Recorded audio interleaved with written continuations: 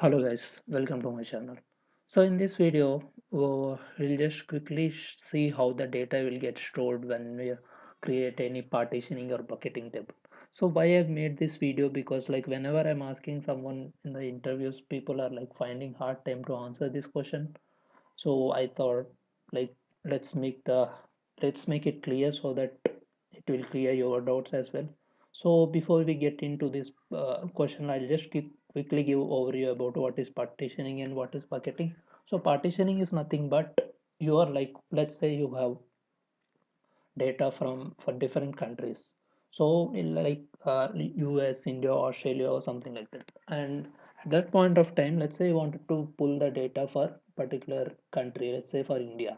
If the table contains 10 million records, so if you hit the query select star from table where your country equal to India, obviously it takes so much time to fetch the output. So in such cases, what we can do is like this is the one of the optimization technique which we have available in our Hive, is that we can divide the data based on our partition key. Let's say in this particular example, let's take country as our partition key.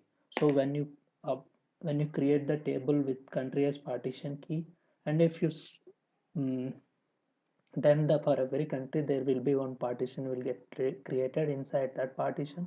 For that particular data will get saved inside that particular partition. So when it comes to bucketing, what happens is like you can here like let's say take the same example. Let's say in this case, let's say you wanted to limit the number of record. Let's say you have some thousand countries. So that point of time, obviously, what happens? There will be like thousand partitions will get created. So instead of that, let's say you wanted to limit the number of buckets how it gets saved. So in such cases, what you can do, using you can use this bucketing. Using bucketing, what you can do is like you can specify how many number of buckets you want to create. But here one more thing, one more important thing people always get confused is that uh, like usually just to confuse them, like sometimes they get a question like can we predict how many records will get saved inside each and every bucket?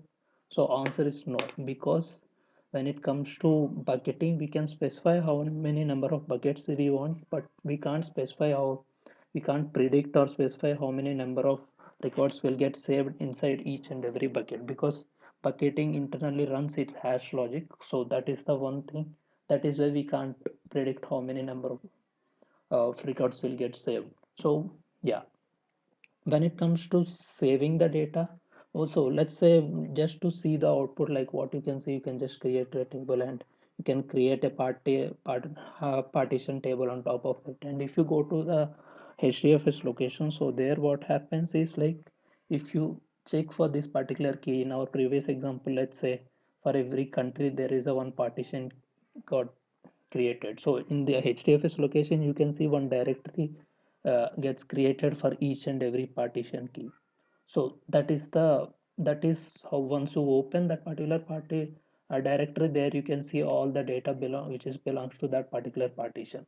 So same way, like when it comes to bucketing, so simple thing is like when in bucketing, like whenever you if you just go and check the data inside the hdfs location, there you can see data will get stored in the form of files.